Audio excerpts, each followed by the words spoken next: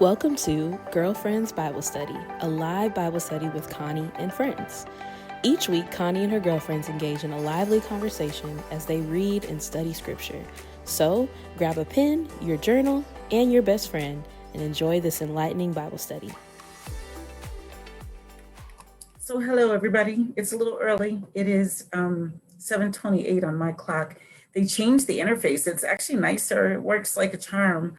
You just put in, before you had to click all sorts of things and add in stuff and say where it was supposed to go and multiple screens and then tell it to go live. But now you just say go live and it goes live. So today's Bible study live, we're going to be talking about a couple of things. One is people often say, is it possible to believe in both science and the Bible? And I'm one of those that believes in both. I believe that science was created to help explain some of the phenomena that we see in the Bible and that we read about. The Bible has been around for so long and they haven't been able to debunk it. If they could have, they would have. But I think there are things that we hear about and we read about that in the Bible. And then later, when we understand science better, there are things that we get a better understanding about. I mean, even, and there's still flat earthers. So there are still people who believe the earth is flat. Go figure. And then there are people who feel like the like the journeys to the moon and that was all just film and television and fiction and it didn't really happen. Okay. I mean, there are people, unbelievably, there are people who have lived through the Holocaust, and then there are still people who say that they believe the Holocaust was faked or isn't real, didn't really happen. We know slavery really happened, but there are people now who don't want to say slavery was real. They don't want to talk about it. It really happened. It's historic. One of the shootings, I want to say the one in Connecticut, is that right? I believe in Connecticut, the shooting. And then there was that guy who said the whole thing was staged. And I mean, he's talking to families and parents who lost their children. So there will always be people who decide that something's not real. I'm one of those people who believes probably more than most. I believe in UFOs. I believe in spiritual warfare, angels and demons. I believe in the Bible. I believe in science. I believe in a lot of stuff. And some of it is because I've had personal experience with it, scary as that may be, with angels and demons, yes. And UFOs, I've never seen one personally, although there was one time, oh my gosh, it was so cool. There was something going on in the sky when I came out of the grocery store. And I was able at the time to get a little bit of it on film, but I was on the phone with one of my board members at the time, Maureen. And I literally had to pull over. I was like, Maureen, look out your window right now. Look at the sky. And so she was in her car and she pulled over too. And I think she got some footage, but there was something crazy going on in the sky. And we both watched it for a while we talked on the phone. And then they debunked it. They said, no, sorry, it wasn't anything. Maybe it was a space shuttle. And I mean, it was doing circles and it had stuff coming off of it. It was doing the most. So yeah, I don't think we're the only things out here. I don't think that us earthlings are it. But many people feel like it's an either or. You either believe in science or you believe in the Bible. And I don't believe that.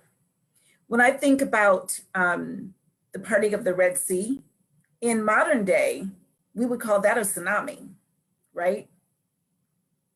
So the fact that that tsunami happened at the request or, as he hit the rock or did something with his staff or something like that, that's the miraculous part. But in terms of the water parting like that, we could put some science to that and say that was a tsunami at this point. The Bible talks about earthquakes. I think about the people, what's her face, who turned into a pillar of salt, Lot's wife. And I don't know enough about this. My history buffs would know better, but I know, wait, let me tell you where I'm getting my facts from here. And these aren't facts, but I'm thinking back to the Terminator movie with Arnold Schwarzenegger. And when there is a nuclear war, how people literally just burn up on the spot and turn to ashes. And so I wonder if there was something like that, when Lot's wife turned back and it says she turned into a pillar of salt. I wonder if she just, from a scientific standpoint, if there was something that was like a nuclear blast, and because she turned back, that means she wasn't going forward, wasn't running away from it, and she was not out of the line of sight, or line of danger, and she burned up like you would in a nuclear attack. That's a possibility. Science could help explain that. We created stuff that has turned people into a pile of ash, or what some people might consider a pile of salt. So I think things not being logical, or, that doesn't make sense, or, you know what, a whole bunch of stuff doesn't make sense. Honestly, it doesn't make sense. Love doesn't make sense. We can love somebody and who we love, like, we won't even like them and we'll love them. Or, we're attracted to somebody. How do you define why you're attracted to that person versus this one? That doesn't make sense. It's like, yeah, but this one, you've got this in common, that in common, this in common. You two should be so compatible. But then if there's no chemistry, you're not. They don't do it for you. So love is illogical. There are many things to me in this world that are illogical, and we figure out how they work scientifically. We explore, we do experiments, and we figure out how it happens. And then we say, see, it was scientific. But forgetting that the reason you started doing the experiments is because it was miraculous. And then you were looking for a reason to explain it. So, I don't think that they're mutually exclusive. It doesn't have to be Bible or science. It doesn't. You can believe in both. I believe in both. And so I know that there have been things and times when I've been saved miraculously. I'm a walking miracle. Many of you guys know, my my situation. I don't know if I can show it to you right now, but my spine is a hot mess, and yet here I am walking. Doctors said I wouldn't be able to work or walk or have children, all of these things, and yet I am. That defied logic, that defied science, and here I am doing it, talking about it. So, I just feel like I get that. I understand why there would want to be, I want to feel like, oh, either this or that. I get why you would want to do that, but let me just say, you can be both. You can believe in both. You can believe in science and be a Christian.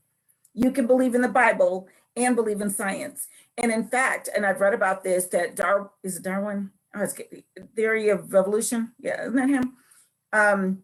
He was not, at the time, these people, now they show the fish or whatever. The people who first came up with the theory of evolution were not atheists. They believed in scripture in the Bible, and they believed in science. Many scientists still believe in something, a higher power, a supernatural. They recognize, yeah, we can take it all the way back to whatever, but when we get all the way back to that starting point, where did that come from? They recognize it still came from somewhere. So I do believe in both Bible and science. I do. I was reading about when Joshua asked the earth to stand still, or the sun to stand, whatever it was. And we lost a day. He stretched one day into two, basically. And supposedly it was an additional 23 hours and 20 minutes, or 23 hours and 40, or whatever. Okay, whatever it was, it lengthened. And then there are scientific records that talk about there was one day back in olden times that was the length of 2 days instead of one. They talk about it. It's in science. So, we're reading this wonderful book, and like I said, it doesn't negate anything. It doesn't mean that you're weak, or, you just believe anything. It doesn't mean that. We've been given this for a reason. And let me just say this. If you are a skeptic, try this. Say out loud, Lord, if you're real, show yourself to me. Send me a sign. Send me an angel. Send me some kind of sign that I will recognize as you talking to me. Just say that and then watch. And you'll get one. Trust me. If you request it, you will get one. When I have big decisions to make and I ask the Lord, give me a sign that I know that I'm doing the right thing, or I know which direction you want me to go, he always gives me a sign. He is faithful in that. So if you're a skeptic, feel free to ask him. He's not afraid of you and your skepticism. Your doubt or your disbelief does not make him not real. He may not do what he could do in your life because you haven't given him permission. And he does really try to give us free will. But so he may not do all the things he could do to be a blessing to you. You know, I think of it, my personal thought of it is that it's like an umbrella, and I want to be under the umbrella. You can't see my hands. I want to be under the umbrella of God's blessing. But if I decide I don't want to be under this umbrella, then I stand out in the rain and I get wet, and I don't like being wet. So I try to stand under the umbrella. And so you might not be under God's umbrella. You might be over there. It doesn't mean that he's not doing what he does. So, you know, and I say that most of the time when I'm doing Bible study and reading and thinking about scripture and things like that, I try to break it down into a human component. And so I think about, so let's say, so I'm gonna, because I love her so much, I'm gonna pick up my good friend and sister Spring. Spring is goodness and light. I mean, she is so good. Her character, she is so good. She thinks, she always gives people the benefit of the doubt. She thinks so highly of people, and she always thinks that way. That's where she always goes. Now, I know her character. I've gotten to know her. I know who she is. I know how she thinks. I know what she's going to say in any given situation. I know her. I know that I can come to her like, I'm so upset because this happened and that happened. And she'll say something like, it could be a blessing. It could be a good thing. It might be a good sign. Like, she's going to immediately turn it around and speak such light and life into it. That is her character. And if you know her, you know that. But let's take somebody who doesn't know her. Let's take somebody who doesn't know how she thinks and what she would typically say. Let's take somebody who maybe saw her in the grocery store and she picked up the last box of cereal and they wanted it and they didn't get it because she put it in her cart. So let's say they've decided she's selfish, she's mean. Their belief doesn't change who she is. If they say, I don't even believe there's somebody like that in the world, that still doesn't change who she is. You may not believe it. You don't know her. So I think of God like that. Like, your disbelief doesn't change who he is. It doesn't make him suddenly disappear. He's bigger than that. He's bigger. Your disbelief does nothing. People not knowing Spring's character doesn't change Spring's character. She's still just that good, whether you know her or not. That's how my God is. You may not know him. You may not have had a chance to get to know him. You may not have taken that time. You should. But if you didn't, then you don't know him. You don't know who we're talking about. So, but that doesn't mean he doesn't exist. So, talking about science and Bible, I was thinking about, because this came up in our prayer group yesterday, I think it was. One of the times we were talking about it.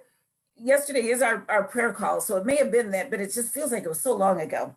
But we were talking about the Shadrach, Meshach, and Abednego. Let me just say, his name is Abednego, and most people call him Abednego, but it's Abed, A-B-E-D. There's no N, A-B-E-D, then the N. Abednego. Abednego. That's his name. I'm just saying, in case y'all want to preach on him, can you please say his name right? Because I can't stand when I hear a pastor say Abednego. And I'm like, that's like calling me Cooney. Don't do that. That's not my name. My name is Connie. So don't call him Abednego. His name is Abednego. I know it sounds close, but it's not the same. Just like Cooney sounds close to Connie, but it's not the same. Anyway, I'm just going there. All right. So in Daniel chapter 3, King Nebuchadnezzar made an image of gold 90 feet high and 9 feet wide. So 90 feet high. So typically a building stories are 10 feet. So a building that had 9 stories in it, basically. That's how big it was. Huge and 9 feet wide. and set it up. It's an image of gold, set it up on the plain of Dura in the province of Babylon. He then summoned the satraps, prefects, governors, advisors, treasurers, judges, magistrates, and all other provincial officials to come to the dedication of the image he had set up. All right, this is really crazy because I think about imagine if one of us did that. Like I'm gonna, and they kind of do the Burning Man. I don't really know what the Burning Man is, but let's just say with the Burning Man, you build it and you say everybody has to come worship it. No, thank you. I don't want to do that. So anyway, he wanted everybody to come to the dedication. So the satraps, prefects, governors, advisors, treasurers, judges, magistrates, and all of the other provincial officials assembled for the dedication of the image that King Nebuchadnezzar had set up, and they stood before it. Then the herald loudly proclaimed, "This is what you are commanded to do, O peoples, nations, and men of every language. As soon as you hear the sound of the horn, flute, zither, lyre, harp, pipes, and all kinds of music, you must fall down and worship the image of gold that King Nebuchadnezzar has set up. Whoever does not fall down and worship will immediately be thrown into a blazing furnace." Therefore, as soon as they heard the sound of the horn, flute, zither, lyre, harp, and all kinds of music, all the peoples, nations, and men of every language fell down and worshiped the image of gold that King Nebuchadnezzar had set up. I love how they're really detailed about this. Like, we want y'all to know everybody did it. At this time, some astrologers came forward and denounced the Jews. They said to King Nebuchadnezzar, "O king, live forever," with brown nosing. "You have issued a decree, O king, that everyone who hears the sound of the horn, flute, zither, lyre, harps, pipes, and all kinds of music must fall down and worship the image of gold, and that whoever does not fall down and worship will be thrown into a blazing furnace. But here they go. But there are some Jews whom you have set over the affairs of the province of Babylon, Shadrach, Meshach, and Abednego, who pay no attention to you." They're all stirring it up. Look, there's some people who said they're not going to do it.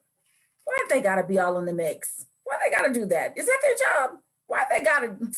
Snitches end up with stitches. That's all I'm saying. Okay, so he tells them, "They pay no attention to you, O king. They neither serve your gods nor worship the image of gold you have set up." Furious with rage, Nebuchadnezzar summoned Shadrach, Meshach, and Abednego. So these men were brought before the king. And Nebuchadnezzar said to them, "Is it true, Shadrach, Meshach, and Abednego," and hopefully you said his name right, "that you do not serve my gods or worship the image of gold I have set up? Now, when you hear the sound of the horn, flute, zither, lyre, harp, pipes, and all kinds of music, if you are ready to fall down and worship the image I made, very good. But if you do not worship it, you will be thrown immediately into a blazing furnace. Then what God will be able to rescue you from my hand?" Shadrach, Meshach, and Abednego replied to the king, "O Nebuchadnezzar, we do not need to defend ourselves before you in this matter. If we are thrown into the blazing furnace, the God we serve," because he is said little g. In the Bible, it's little g when Nebuchadnezzar says it. When Shadrach, Meshach, and Abednego answer, it says the God with a capital G. The God we serve is able to save us from it. And here's one of my favorite lines. I get goosebumps every time. "And he will rescue us from your hand, O king." Here it is. "But even if he does not, we want you to know, O king, that we will not serve your gods or worship the image of gold you have set up." That line right there, "but even if he does not." That's the That's that peace. Like when I was talking about Sprinkle, when you know somebody, like Spring is my girl. Spring always has my back. And so let's say, remember I was telling you, I used this example once before. Let's say Spring's supposed to pick me up from the airport. And I know she's going to come because Spring is a woman of her word. So if Spring did not come to the airport, I still wouldn't speak against her because I know if she's not here, there's a good reason. Like it would never occur to me. She's only my good friend. She's only a good person if. There's no if. There's no if. There is no if when it comes to whether or not she's a good person. That's how I feel about my God. So he will save us. He is able to save us and will. But even if he doesn't, I will never bow down and worship your little puny God that you built out of some gold with some men doing it. No, you will never get me to do that. Ever, ever, ever, ever. They said ever, ever, ever. So then Nebuchadnezzar was furious with Shadrach, Meshach, and Abednego, and his attitude toward them changed. Because see, they used to have favor. Now all favor was gone. He was through, without the R, through. He ordered the furnace, listen to this, heated 7 times hotter than usual, and commanded some of the strongest soldiers in the army to tie up Shadrach, Meshach, and Abednego and throw them into the blazing furnace. So these men, wearing their robes, trousers, turbans, and other clothes, were bound and thrown into the blazing furnace. Listen to this, y'all. The king's command was so urgent and the furnace so hot that the flames of the fire killed the soldiers who took up Shadrach, Meshach, and Abednego.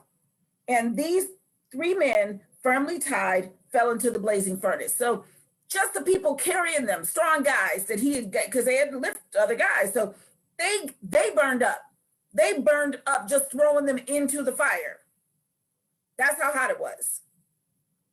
But then King Nebuchadnezzar leaped to his feet in amazement and asked his advisors, weren't there 3 men that we tied up and threw into the fire? He knew, he called them by name, Shadrach, Meshach, Abednego. We threw 3 in, right? The other 3 that took them, they burned up. So we know they're not in there. They replied, certainly, O king. He said, look, I see 4 men walking around in the fire, unbound and unharmed. And the 4th looks like a son of the gods. So they talk about that being Jesus. I don't know. I wasn't there.